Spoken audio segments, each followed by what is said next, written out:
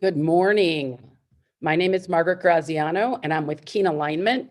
And this is our New Year's Day broadcast about goal setting. So it is 2022. Some people say it's not 2022, like it's not going to be a repeat of 2020. And it certainly won't, because we all know a lot more now than we did then. So the four promises of today's 1 hour program is to understand why New Year's resolutions never work. They do not work. And if you're watching on live or restream or YouTube or Facebook, we're going to have you stop doing New Year's resolutions and get rid of this big, long to-do list for 2022 and focus on what's really, really important to you and your life for where you're going and what you're up to. And then long before Tony Robbins, I learned this from Jack Canfield, but Tony does a great job of why read your affirmations every day. And we'll talk about that. And we'll talk about how to make affirmations. And we'll also look at how to tune in to your highest level of power and how to turn on your values. So as life is coming at you, whether it's the Omicron or you get COVID and you miss your kid's wedding and how you're going to be about it, or you get a brand new job and it doesn't work out, or you get a brand new job and it does work out, but it's all about how you're going to be about it. And we're going to talk about how to live life intentionally. So that's what we're going to give you today. And then there's anything anybody needs from us, like job aids or handouts on how to do goal setting or affirmations, you can just reach out to us through joining our community at Keen Alignment. We love gifting, as Suzanne often says, as much as we love culture. So in our mission, our vision to liberate the human spirit at work, we offer free trainings and free content all the time because we want to have this be mainstream in corporate America, not just mainstream in the world of people always trying to get better. So let's begin with why New Year's resolutions don't work. Well, why New Year's resolutions don't work is because it's a cover or a makeup or a fix for whatever you don't like about yourself. This year, I'm going to lose weight. This year, I'm going to be a better person. This year, I'm going to get my shit together. All of that is,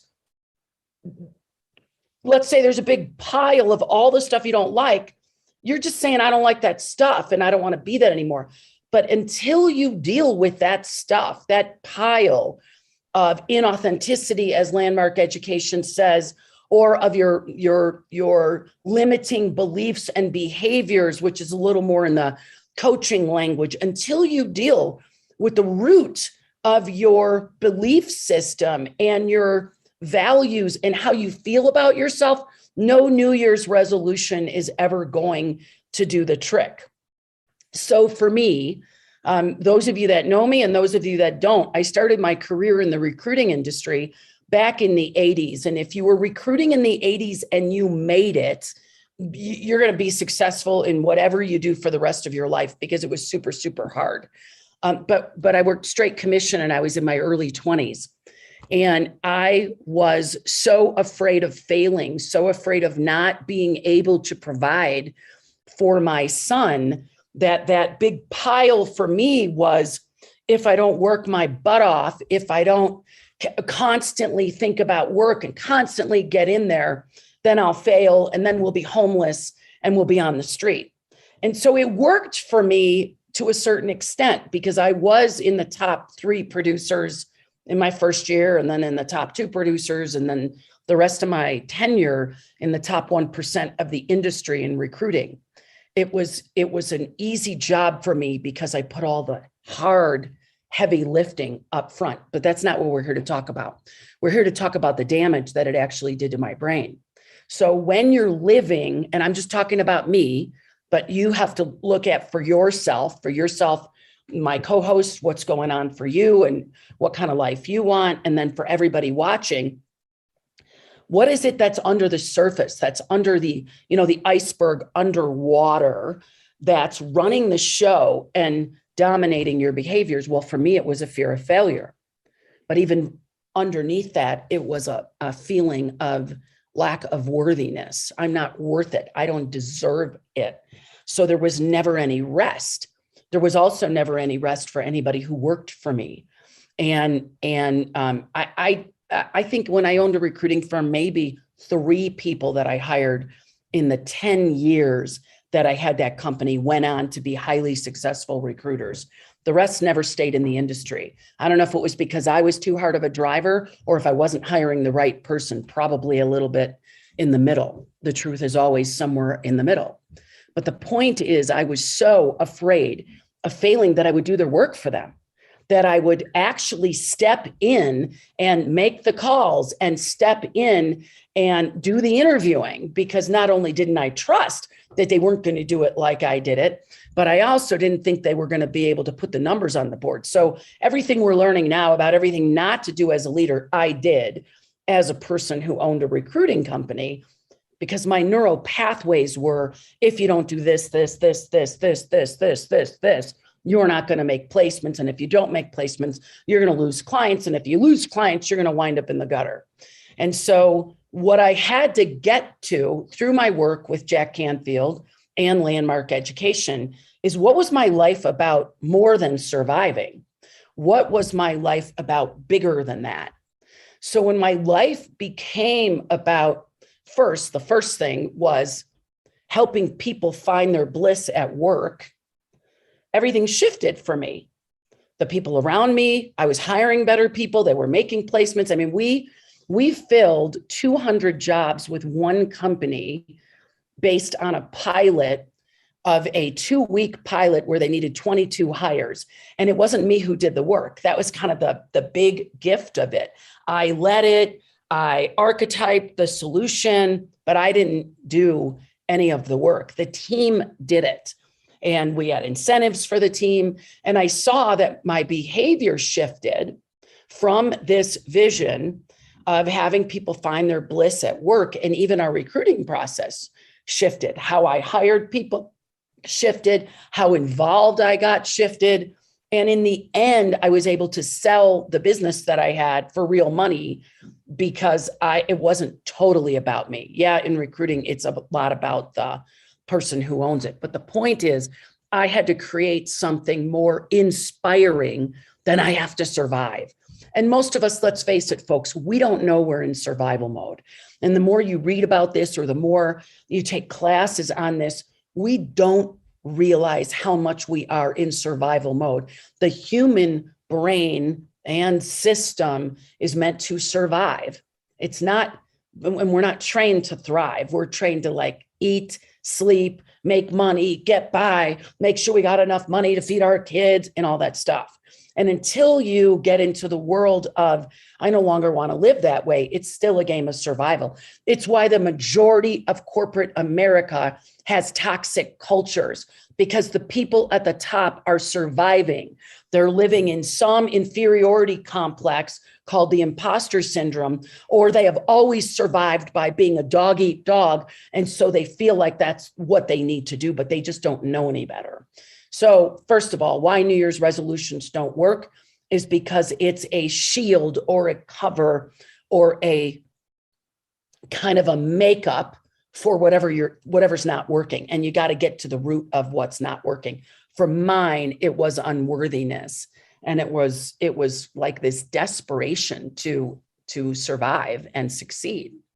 So let me tell you about a process that can help you start to see what's going on for yourself. First and foremost, it's always about beginning with a vision for your life. So the vision that I created in 1996, so I'd already been recruiting for a decade, actually 13 years. every time I did goals before 1996, it was always some new version of recruiting. We're going to be the best recruiting company. We're going to be the employer of choice. We're going to have this unique process, which, by the way, we created. We now call it Keen Hire, and I kept the intellectual property when I sold the recruiting company. But it was always some new version of the box of recruiting. And until I went into a 3-day immersion leadership program where I got to visit with my future self. And I actually did this. I thought it was just one organization. I did it with CTI, Coaches Training Institute. I did it with Landmark Education, and I did it with Jack Canfield. All 3 organizations had a methodology of taking people to the future. And in CTI, you can't even make it through their certification program if you don't understand the fundamentals of fulfillment. And fulfillment is creating a future that wasn't going to happen unless you, the author, created it. And so what I created was that I would live in Northern California. I don't even know where that came from. I was living in Chicago. I was going to live in Northern California, and I was going to lead mind, body, and spirit retreats for CEOs so that they could fall in love with their job and their life again. And then they could create the kind of culture where people would be fully self-expressed at work. Now, that was just a creation. And it was like, I now had something I was shooting for. Now, the truth is, it took me 2 decades to maybe 15 years to actually start doing that. But there's a whole lot of work for fulfilling the vision once you get it. But this is about setting the goals. There's other training about how to go get those goals and have them be real. So first I created an inspiring vision. Northern California was pretty inspiring considering Chicago at the time I created this was below zero, maybe 20 degrees below zero with wind chill. And Northern California was beautiful, wine country, mountains, and able to go to Tahoe without freezing. Anyhow, I also looked at who I would need to be to have that vision become a reality. Because you just can't create the vision, do a vision board, and lay on the couch and eat bonbons. That's not how it works. You have to share the vision with people. And I did. I became a seminar leader. I shared it with everybody I knew. And then I started taking actions and taking classes that would help me fulfill that vision. I went back to school for organizational development. I studied behavioral psychometrics. I bought and was trained in behavioral interviewing, not just so I could be a better recruiter, but so I could understand what's at the root of how people are motivated. Because you see, if you understand that, you can do any job in the human relations business, whether it's public relations or marketing or sales. Daniel Pink, To Sell is Human. If you understand how people are wired and why they do what they do, going into cultural transformation is much easier, because cultural transformation isn't just coming in and sprinkling your pixie dust and your high level, let's all be nice to each other. That's all superfluous. That's actually bullshit, because people want that. Everybody wants that, but they don't understand that there's a pile of caca in their way of getting it. And the root of doing cultural transformation is you have to get to the core of that caca and help people remove it, so that they can have a clear path to create anything that they want. So it always begins with the leader on the inside. So I was doing that work for myself, not just taking organizational development and coaching, but I was doing programs where I could look at what's behind my thoughts and beliefs, what's my spiritual practices, am I living congruently with my values? And by the way, what are my values? So once you have a vision, the next thing to do is say, okay, well, what's important to me? If I'm living in alignment, which is how we got our company name, if I'm living in alignment with that vision, how would I make my decisions? What's my come from? What's my thoughts, my beliefs? What does my heart say? What does my gut say in terms of how I make decisions in my life? And am I consciously aware? Am I consciously competent of how I'm making those decisions? So I came up with some core values: integrity, Back then, I think my first core value was responsibility. Now, in hindsight, I didn't need to pick that. I was already like so responsible to a fault, right? Because I was stepping in and doing other people's jobs for them. That's the over responsible, the leaning too far over. So integrity, responsibility, transformation was a core value when I created them, and is still a core value. Growth, development, always a core value. If you look at my calendar, you'll see every week there's things, and every quarter I'm in a 1 week long training or longer on getting myself at a different level of awareness, whether it's in mind, whether it's in body, or whether it's in spirit. And when I say spirit, I'm not talking about religion. I'm talking about being in touch with what my soul's desires are. So, core values. How do you develop your vision? I recommend you either go to YouTube and follow a meditation where it's a guided meditation, or you come to our Ignite Power Retreat, which is what we're going to be doing for 2.5 days. It's all about inventing your future and then creating the roadmap to get there, your core values, uncovering your hidden beliefs and what's in the way, or that you hire a coach who is certified in the fulfillment distinction. And I would recommend Coaches Training Institute, because that's my alma mater. It's where all of my coaches come from. And that's what I recommend. It's a great program. So fulfillment, it's important. You've got to know where you're going, or you can be certain you won't get there. Now, I'm not talking about specifically. My vision wasn't that I was going to have an 8,000 square foot house. Actually, that is my affirmation, that I will own an 8,000 square foot retreat center. But that's not the vision. If that retreat center happens, it happens. What is most important to me is that I'm doing the kind of work that fills my soul. I read a book called Soul Currency. You can easily Google it. The guy's name is Ernest Holmes, but it's not the same Ernest Holmes that wrote the book about science of mind. Anyhow, and maybe it's not Ernest Holmes, but it's Ernest. Anyhow, the Soul Currency. And then Lynn Twist wrote another book about soul of money or something like that. But it's clear to me when I'm doing culture work that I am on track. So my North Star is doing culture work with CEOs and doing work from the inside out in their leadership development. I know I'm on track when I'm doing that. Now, the ways of being is living, breathing, thinking, transformation. That's who I am. That is a core value. Integrity, delivering what I say I'm going to deliver by when I said I would do it. Relationships, another core value, spending time with my grandchildren, spending time with my mom as she's aging, spending time with my siblings, spending time with my near and dear girlfriend, spending time with my dog, relationships. So those are just a few. How do you identify your core values? Again, you can go to YouTube, let your fingers do the walking, download a video, and they will walk you through how to identify your core values. You can also make a list of everything that's important to you in your life, all of it.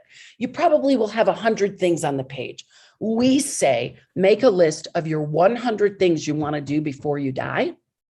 And on that list, it will be like a beacon, beep, beep, beep, beep, beep, of what's important to you. You'll start to see themes. One of the other things that Jack Canfield taught me to do is make a list of the 100 things that I would consider a success in my life. What are the 100 successes that I have had in my life? Now, back when I did it the first time, I would through my whole life. So people were putting, and I was putting things like, I graduated, I had kids. Well, having kids isn't really an accomplishment now when I look back, but raising kids and having them be good parents to their children, that's an accomplishment. So let me get back to core values, 100 things that you're proud of that you consider successes. A whole life. Now, if you do this all the time, just do last year. And you'll see on my list, if you ever ask for it, or if I ever share it publicly, which I'm not going to do unless somebody asks, It's micro because I do it every year. It's micro accomplishments. Like I broke up with that guy that was not any good for me.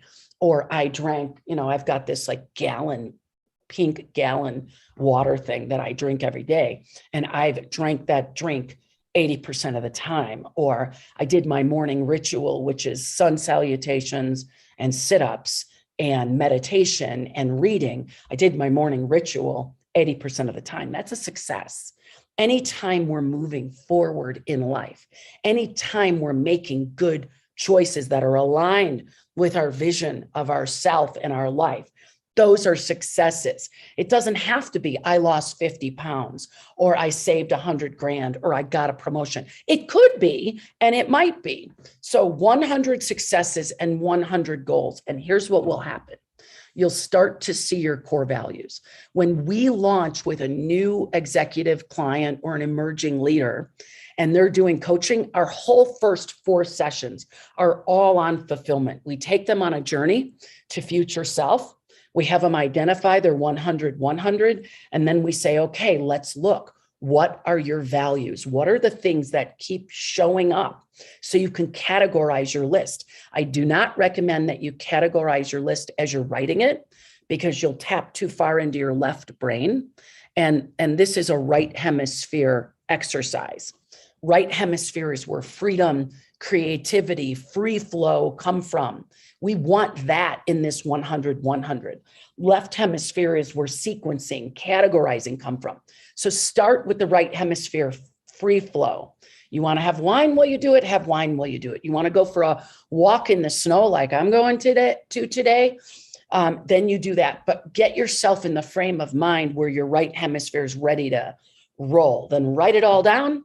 And then the next step is to categorize it.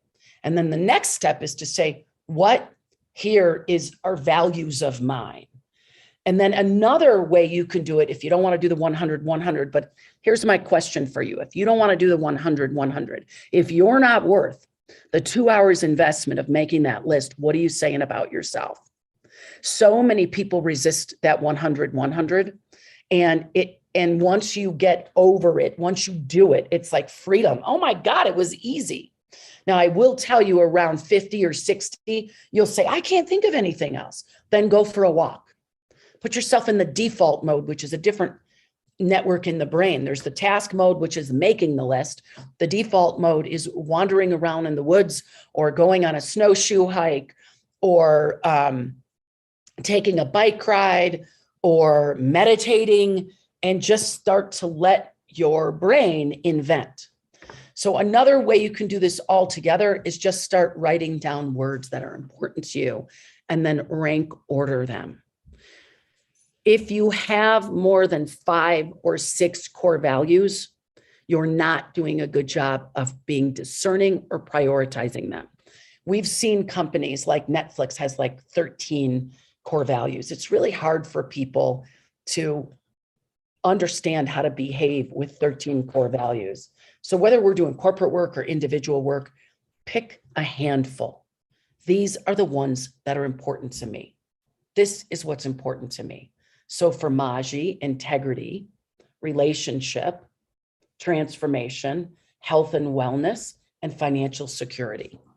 Now, as we age, things will change. Like I wrote in my newsletter, when I was 20, different things were important to me than when I'm 50.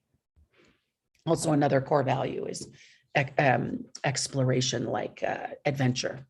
So once you have your vision for your life and your core values, now it's time to say, what goals, actions would I take in the upcoming year that would be aligned with these?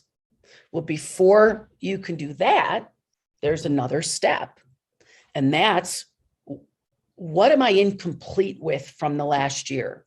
What are my resentments, my regrets, my disappointments? Now, some people say, I have no disappointments. That's not really true. You might not admit you have any, but it's those thoughts that you have when things aren't going well, those thoughts that you have, those concerns that you have, those fears that you have, those are all the things you're not complete with. So make a list.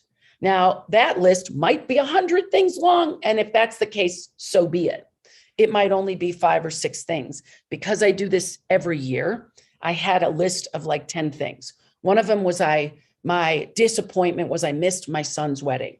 I missed my son's wedding because I had COVID. I don't know how I got COVID. Some people think I got it because I went to see a friend in Michigan. Some people think I got it because I went to the gas pump. It doesn't matter how I got it. I missed my son's wedding because I had COVID. If that wasn't a disappointment to me, I would be lying. Do I regret it? Well, I had no control over it, so I can't regret it. Do I resent him or anyone else because I couldn't go to the wedding? Of course not. So we need to tell the truth, though, about where we are. Is it a disappointment? Is it a regret? Is it a resentment? By the way, a resentment is like taking poison and expecting the other person to die. So make the list of what you're upset with people about. And then if you've got things on there that you can't be complete with, start making phone calls. We learn this in the basic of how do we get complete. We start having conversations. Hey, I'm noticing that I had an unfulfilled expectation with you. Like Suzanne said this morning, I had New Year's plans, but my husband had to work, so they were thwarted. So she seems okay about that, but if she's not, she'll probably have to put it on her list. My New Year's plans were thwarted. Listen, all of us in 2020 had a laundry list of vacations that were canceled, events that were canceled. I mean, I was going to Elton John, canceled. Now it turns up Elton John is on the same time I'm supposed to go to Patagonia. I got a big choice to make. Unless someone in Chicago wants 2 Elton John tickets, let me know. Actually, St. Louis. So everybody has disappointments, regrets, resentments, upsets, unresolved issues. These things fall below the power and freedom line. So in the 7 levels of individual, group, and organizational effectiveness, which be above leadership, trained me to. You'll notice if you spend any time with me, I have an army of teachers. And like I said, I spend a week every quarter, and I always give credit to those people who taught me what they taught me. And then what I do is synthesize it into the different programs and create unique, one-of-a-kind programs that bring in all this awesome training from other trainers. So anyway, 7 levels. The highest level of effectiveness is synchronicity. We're like kumbayaing, we're in love, we're all working together, everything's working. It's like the family vacation that nobody argues at, or the Christmas dinner, or the Thanksgiving where everybody's being in gratitude. That's synchronicity. The truth is most people don't get there more than 5 to 10% of the time, but they can get there several times a day if they work for it. Then there's innovation. This is when we're using our highest level of intelligence. We're creating from nothing. This is where you do your 100-100 list from, is this space of creation. Again, big right hemisphere, both of those, synchronicity and innovation, big right hemisphere emphasis, because the right hemisphere is relationships. And I know it's showing opposite on the camera, but relationships, empathy, creation. And then we come with engagement is the next level down. Engagement is being all in, playing the game fully. My example of that is when Sandy Leitner asked me to do the Tahoe race, Lake Tahoe, 100 miles around Lake Tahoe. It wasn't a race. It was a century ride. And the first thing I said, like, I am never, ever doing that. I've seen those guys. They look like they're suffering. And because of her inspiration for that ride, within an hour, I was registered. I bought a new bike, and the next day I was training. That's called all in. So you're in, your actions are aligned with your words and your thoughts. That's being all in, fully engaged. And then there's courage. The moment I actually said yes to Lake Tahoe, 100 miles. I'd never done a century ride before. When I said yes, I was in courage. I pulled out the credit card. I bought a bike. I saw a possibility bigger than anything else I'd ever seen for my life. And one of my mentors, Rita Glass, rest in peace, Rita would say to me, if you want to be somebody you've never been, do something you've never done. And that's what Sandra said to me the day, Sandra said to me the day I signed up for the Lake Tahoe ride. So those are all above the line energies: courage, engagement, innovation, synchronicity. We all want to be there as much of the time as possible. The good news is when you set an intention for your year, my intention this year is to be in flow. It's not a goal, it's an intention. It's how I'm living my life. I still have the same vision. I'm not giving up on that, but I have added to my vision that I want to buy a ranch, and I want that ranch to produce jam, and I want horses on that ranch, and I want to lead retreats at my own ranch. Doesn't have to be 8,000 square feet. I don't know how I'm going to afford it. It's a vision. It's not a goal.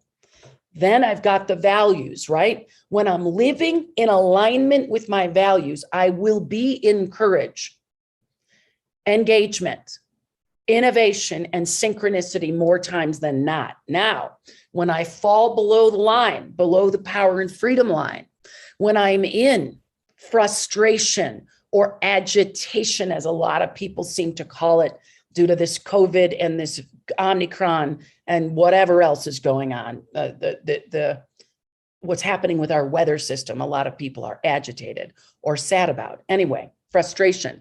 How you know you're in frustration is you're annoyed, you're angry, you're pissed off. And by the way, when you're in this frame of mind, state of mind, you see, your eyes have invisible little lenses that see everything in that state. You see everything as having a problem. You go to Starbucks, they didn't give you good enough service. Your boss is a witch. Your customer is not giving you what you want. And you create that energy everywhere you go. That's kind of how energy is. Different conversation for a different day. But if you know anything about science, you know there's particles all around us, energy all around us. You could see my energy. You could see this energy. You could see this energy. But in between these things, there's energy. When my body and my thoughts and my vibration is above the line, first of all, I see much more clearly. I'm happier, I'm joyful, and those positive vibrations attract more positive to me. When I am below the line and I am angry, frustrated, life's not working, I'm pissed off, I'm doing the same thing with negative energy, and I'm attracting that to me. Like attracts like. And this isn't just a woo-woo law of attraction thing. Science, quantum physics, science is all validating this. Below frustration is fear. In fear, you are either resisting what is, please don't let me get COVID or Omicron, or stop the weather from happening, or save the glaciers. I'm resisting what's happening, or I'm wishing for something that's not happening. Either way, I'm not present. I'm either pushing or pulling, and I'm not present. So being in anxiety, in fear, often frustration and fear, if we're there, there's a sign we are living out of integrity with our values. We are not in alignment either. And what most humans do is they blame other people outside. They don't look inside. What Keen Alignment does, what I do, the work my other coaches do, all of our work is inside out. Whenever you are below the line, look in the mirror. Something is off with you. And it's all a choice at how you perceive it. So if yes, there were fires in Boulder and people are dying in houses, you could be upset about it. And you could sit home and be upset about it, or you can get in your car and go out and start helping those people and delivering food. As soon as you go out and deliver those food, you're now encouraging engagement. You see the difference? But sitting at home, it's like the difference between empathy and compassion. Empathy, I feel really bad for you guys. I'm so sorry, sucks to be you. But compassion is doing something about it. Okay, the lowest level is hopelessness. In hopelessness, we have just given up. We've just given up. We have just given up. And our life is like a couple times in my life, I've been in hopelessness. Once, when I was going through a lawsuit with a company that I sold my recruiting company, moved to California, was starting a software company called Keen Hire. Had no contracts, bad move, wasn't using my discernment, was out of alignment with my values, made bad choices with the people to partner with. And anyhow, at the final hour, they fired my partner without telling me. And then when I stuck up for her, they said, we have you, we have your son. We don't know. We have your intellect, we have your brain, we have your son. We don't need you. We're moving forward.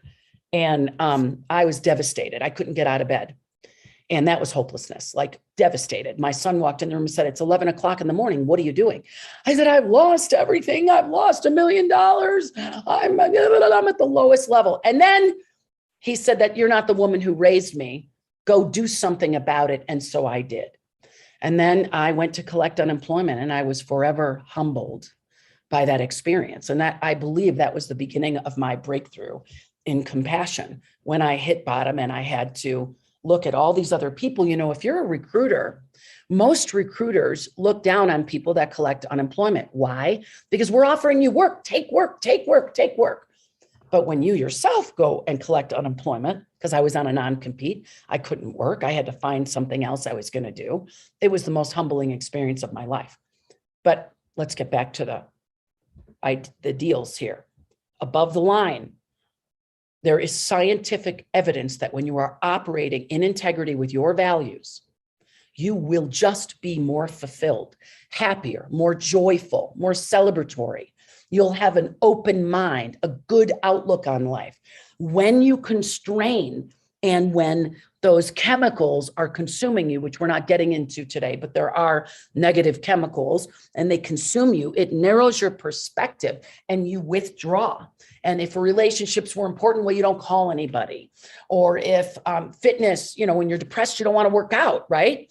So when those things happen, you get worse and worse and worse. You don't get better by wallowing in this stuff. Now, I'm not at all suggesting that you ignore your negative feelings, but you got to acknowledge them, which is how we got on this topic, was making the list. Make the list of your resentments, regrets, disappointments, upsets, thwarted intentions, unfulfilled expectations, undelivered communications, things you're upset with yourself about, things that you thought you were going to work out. You wanted, that was your New Year's resolution last year and you didn't do it. Make the list, tell the truth, get it out of your head and on paper. It will be so freeing. And then burn it or throw it down the toilet. Well, maybe not, because that's probably not good for your septic, but do something with it. Rip it up into little pieces, give it to your dog and let him rip it up, but write it down, get it out of your head. And you don't need to revisit it again. Choose to be complete.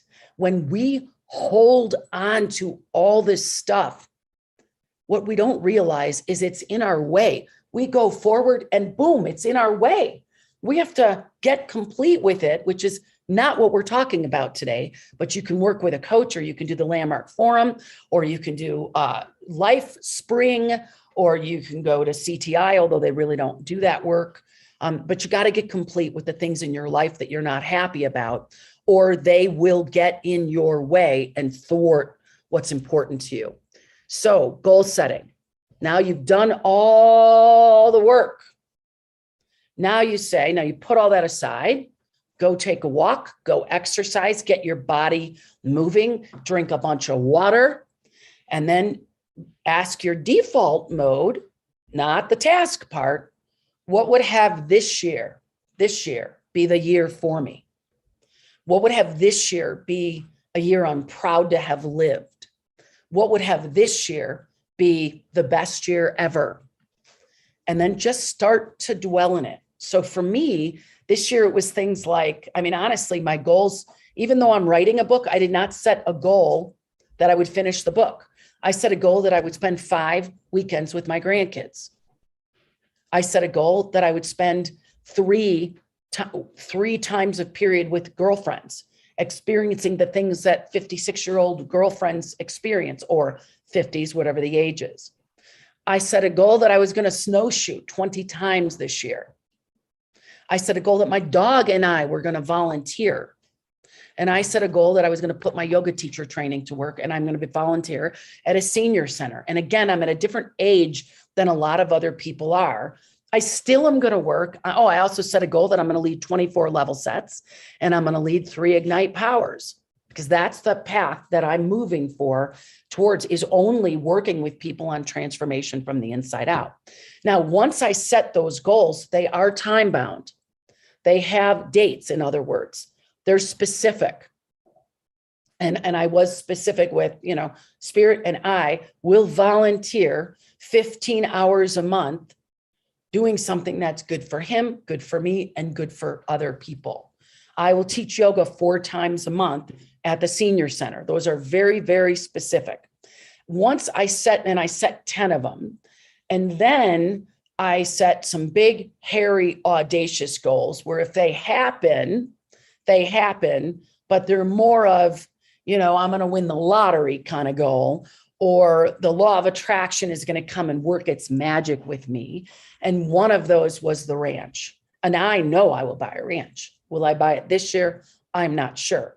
But like I described the ranch in great detail, the 8 stalls for the horses, 4 horses, a big enough room to do yoga, meditation, and lead our retreats, and enough land where we can grow grapes and make jam.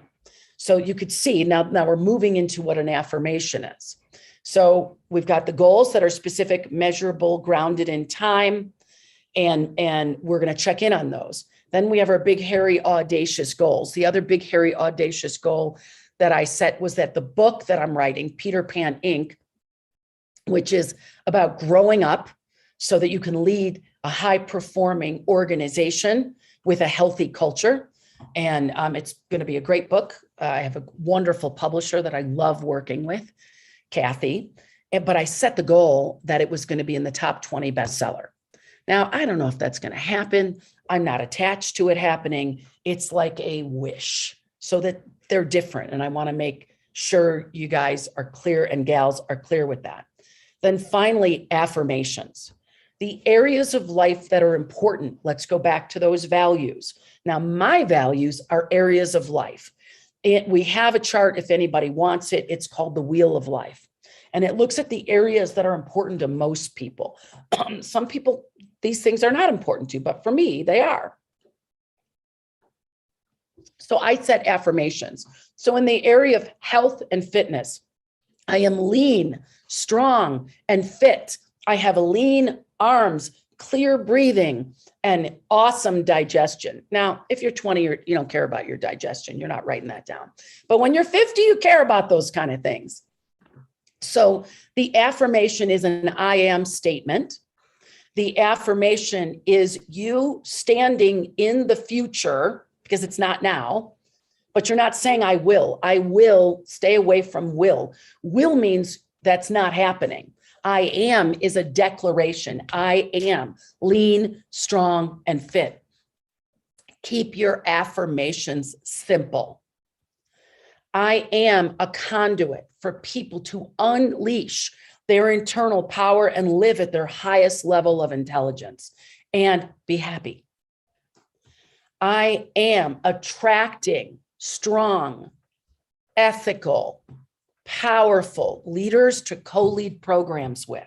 So you always begin your affirmation with I am.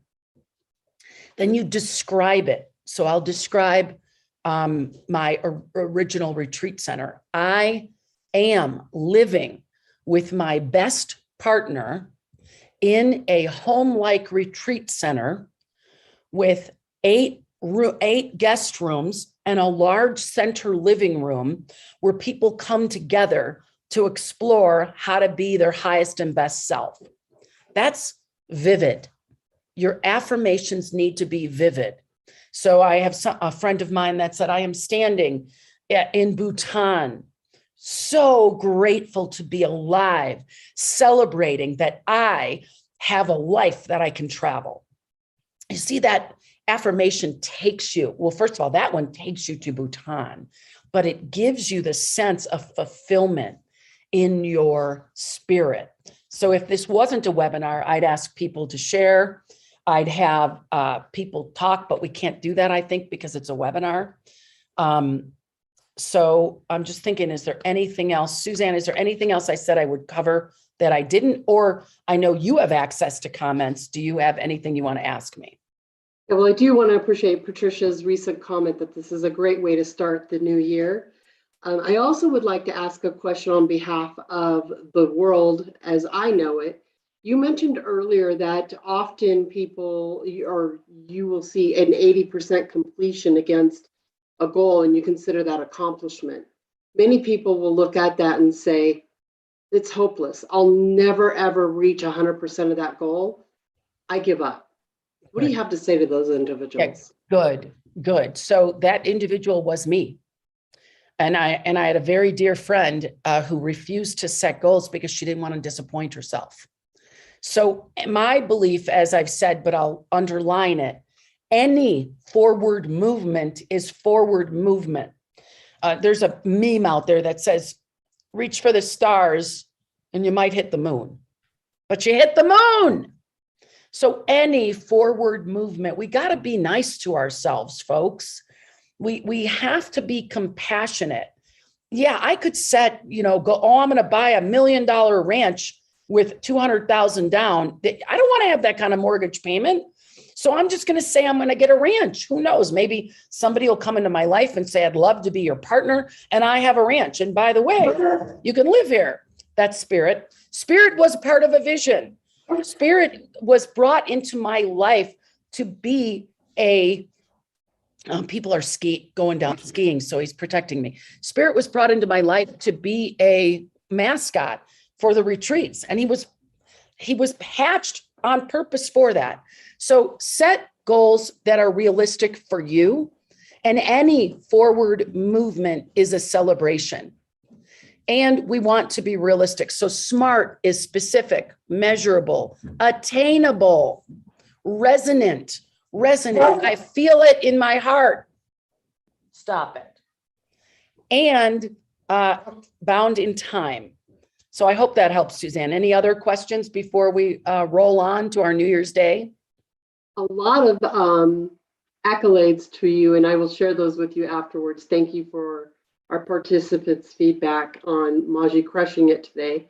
I would like to ask the panel, our participants, if they have any questions, please put them in the chat line. Otherwise, we will begin to close. Okay. Also, I invite anybody to come to Ignite Power. It is a world-class program. We just got picked up by bookretreats.com. We work with women leaders in Ignite Power. Our level set program is co-ed. There is a lot of special juju about working with women, by women. All of our trainers are women, in creating your future and building a tribe that hears you and sees you at the level you want to be heard and seen at. It's a very vulnerable, fun retreat. We're going to be at Westerbeck Ranch. Everyone's going to be vaccinated and have a negative COVID test. And the room's huge, so we don't have to be on top of each other. And we also have a number of people joining remote. We're also doing, due to popular demand, another Ignite Power in May. We're going to be in in Sonoma again.